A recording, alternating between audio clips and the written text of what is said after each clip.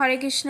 আজ একাদশীতে ভগবানের মঙ্গল আরতিতে ভোগ দেওয়ার জন্য কলার পোড়া বানিয়েছি। দেখুন কিভাবে বানালাম একাদশীর দিন কলার পোড়া। প্রথমে সাবুদানাগুলো ভালো করে ভেজে নেব। ভেজে নেওয়ার পর সেগুলোকে দেখতে দেখুন এইভাবে বড় বড় হয়ে যাবে, মুড়ি দানার মতন। কিন্তু ওইগুলো আবার ব্লেন্ডারে করতে চাইছিলাম, কারেন্ট ফ্লেমে ব্লেন্ডারে করতে পারি নাই, এই জন্য পাটায় ভালো করে বেটে নিয়েছি। দেখতে একদম আটার মতো লাগবে। পরে পরে সবগুলো এরকম বাটা হয়ে গেলে তারপরে কলা নিচ্ছি, কলার সাথে কলাগুলো ছুলে বাটিতে রাখছি। কলা, চিনি আর সাবুদানাগুলো ভালো করে মেখে নেব।